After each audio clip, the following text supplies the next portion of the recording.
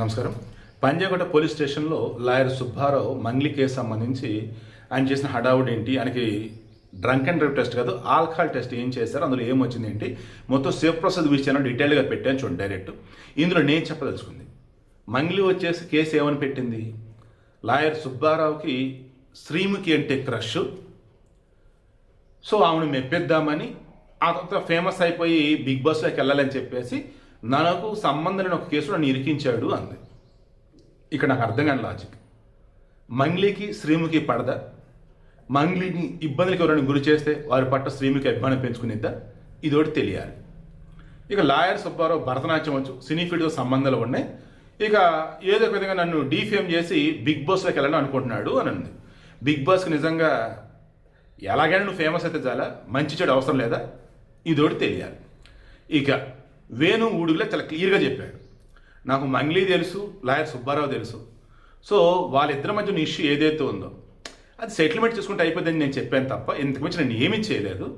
నా పేరు ఎఫ్ఐఆర్లో ఉందంటూ, నా పేరు కేసులో ఉందంటూ, నేను కూడా స్కామ్లో ఉన్నట్టు నా పేరుని హైలైట్ చేసేసి నాకు చాలా బాధ కలిగించింది అన్నారు. నిజంగా అది తప్పు పాపం. తర్వాత ఇక ఈ లాయర్ సుబ్బారావు ఈరోజు పంజాగుట్ట పోలీస్ స్టేషన్కి వచ్చినప్పుడు బాధితులకు సంబంధించి స్టేట్మెంట్లోనే వాళ్ళని తెచ్చాను అన్నాడు. బట్ ఆయన బిహేవియర్ వచ్చేసి కొంచెం తేడాగా ఉంటే స్మెల్ వస్తుంది కదని చెప్పేసి టెస్ట్ చేయబోతే ఆల్కహాల్ టెస్ట్ సస్యమేర్ అన్నాడు. నేను డ్రంక్ అండ్ డ్రైవ్ కదన్నాడు. డ్రంక్ అండ్ డ్రైవ్ కాదు, పోలీస్ స్టేషన్ అయినా కోర్టు అయినా ఎవరైనా ఎట్లా ఉంటే స్మెల్ వస్తూ ఉంటే ఆల్కహాల్ టెస్ట్ చేస్తారు, అదే చేసాం, మీరు ఆల్కహాల్ తాగున్నారంటే నేను రాత్రి దాకా ఇప్పుడు కాదు అన్నాడు. బట్ ఇటువంటి ప్లేసెస్లో ఆల్కహాల్ టెస్ట్ యాక్చువల్గా మీది పాజిటివ్ రాకూడదు. 27 పాయింట్స్ అన్నట్టు చూపించింది. సో దీని మీద మేము లీగల్గా వెళ్ళొచ్చు అన్నారు. నేను లీగల్గా వెళ్తాను. సరే చూద్దామని చెప్పేస్తాను, ఆ తర్వాత మాట్లాడు. ఇప్పుడు నేను చెప్పదలుచుకుంది, పోలీసులు ఏమన్నారంటే ఇతనికి సంబంధించి సాక్ష్యాలు ఏవైతే సబ్మిట్ చేయాలో మంగ్లీ తప్పు ఉంది అన్నాడు, స్కామ్ ఉందని, ఇంతలో మాకు ఏ సాక్ష్యాలు ఇవ్వలేదు అన్నాడు. అంటే మంగ్లీ చెబుతున్నట్టుగా మంగ్లీకి ఏదైనా ప్లస్ పాయింట్ ఉందంటే ఇదే, అతని దగ్గర ఉన్న సాక్ష్యాలు పోలీసులకు ఇస్తే మంగ్లీ ఇరుక్కునింది. అలా కనుక లేని పక్షంలో సుబ్బారావు కావాలని మంగ్లీని డీఫేమ్ చేద్దామని సుబ్బారావు పబ్లిసిటీ కోసం మంగ్లీ పేరు వాడుకున్నట్టేది, అప్పుడు ఇతను కూర్చు బిగుసుకునేది. ఈ రెండు తేరాల్సి ఉంది.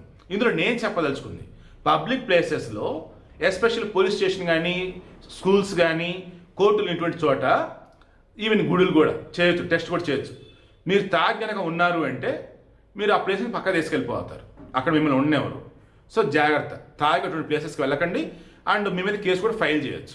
ఇతను ఆ రకంగా తాగి వచ్చాడా, ఈరోజు తాగాడా, రాత్రి తాగాడా, తెల్లవారు తాగుతూనే ఉన్నాడా, ఇంకా ఆయనకి తెలియాలి. ఇక మంగ్లీకి సంబంధించి ఇక్కడ అత్యంత ప్లస్ పాయింట్ ఏదైనా ఉంది అంటే పంజాగుట్ట పోలీసు చెప్తున్న ప్రకారం లాయర్ సుబ్బారావు తన మంగ్లీకి సంబంధించి ఏదో కేసు పెట్టాడో, మధు అని, చౌహాన్లని, ఈ మంగ్లీ అని స్కామ్ అంటూ గోకుల్ అని ఇన్ఫ్రాస్ట్రక్చర్ ప్రైవేట్ లిమిటెడ్, దానికి సంబంధించి ప్రూఫ్లు ఇవ్వట్లేదంట. ప్రూఫ్లు ఇవ్వతే కేసు నిలబడదు. మన అనసూయ కూడా 100 మంది మీద 200 మంది మీద కేసులు పెట్టింది, ఛానల్స్, కామెంట్స్, వాళ్ళు వీళ్ళు మొత్తం. దాన్ని అక్కడ పోలీసు క్రాస్ చెక్ చేసుకుంటారు, అందులో ఎవరి మీద కేసు పెట్టాలి, ఎఫ్ఐఆర్లో ఎవరి పేరు యాడ్ చేయాలి ఏంటి అని చెప్పేసి. ఇందులో ఎందుకులే పాపం ఇబ్బంది పడుతున్న వీడియోలు తీసేస్తూ ఉన్నారు. అనసూయకు ఫేవర్గా చేసినటువంటి వాళ్ళు కూడా ఉన్నారు, వాళ్ళ పేరు కూడా అందులో ఇంక్లూడ్ చేశారు. ఏదంటే టాపిక్ టచ్ చేసి అందరి పేర్లు పెట్టుకుంటా పోయారు. ఇక పోలీసు క్రాస్ చెక్ చేసుకుని ఎవరైతే ఇక్కడ కీలకమో, ఎవరైతే అనసూయకి నిజంగా ఇబ్బంది కలిగించారో వాళ్ళకి నోటీసులు ఇచ్చారట. సో అలా ఇక్కడ కూడా మంగ్లీ విషయంలో కూడా మంగ్లీ నిజంగా మంగ్లీని అతను ఇబ్బంది పెట్టాడా, లీగల్ ఒపీనియన్ తీసుకొని అతను నోటీసులు ఇస్తారు. మంగ్లీ కేసు పెట్టింది అనగానే అతను నోటీసులు ఎవరు, లీగల్ ఒపీనియన్ తీసుకొని దానికి తగ్గ సాక్ష్యాలు ఉన్నాయి చెక్ చేసుకొని అప్పుడు అతను నోటీసులు ఇస్తారు. అలాగే అతను కూడా పెట్టగానే కేసు అనసూయ మీద కేసు, మంగ్లీ మీద కేసు, ఓకే, అంత మాత్రం నోటీసులు ఎవరు, క్రాస్ చెక్ చేసుకొని ప్రూఫ్లు సబ్మిట్ చేస్తే అప్పుడు నోటీసులు ఇస్తారు మంగ్లీకి. ఇంత పెద్ద ప్రొసీజర్ ఉంది. అటు ఇటు చేసి మధ్యలో శ్రీముఖిని ఇచ్చారు. అసలు నాకు అర్థం కావట్లా, నిజంగా మంగ్లీకి శ్రీముఖికి పడదా? మంగ్లీ పేరుని బ్యాట్ చేసి శ్రీముఖి వాళ్ళకి క్లోజ్గా ఉంటుందా, దట్ మీన్స్ ఫ్రెండ్లీగా ఉంటుందా, శభాష్ మంచి పని చేశారని మెచ్చుకునిద్దా? నాకు అది అర్థం కావట్లా. వేణువుడు అయితే చాలా క్లారిటీ ఇచ్చాడు. ఈ చిన్న క్లారిటీ ఈమె మిస్ అయింది. మంగ్లీ ఇప్పుడు అసలు సంబంధం లేదు అంటుంది. బట్ వేణువుడుగులు ఏమంటాడు, నాకు మంగ్లీ తెలుసు, సుబ్బారావు తెలుసు రాయరు, సో ఇద్దరు తెలిసిన వాళ్ళకి మధ్య ఎందుకు ఇష్యూ అని చెప్పి సెటిల్మెంట్ చేసుకోమని నేను చెప్పాను అన్నాడు.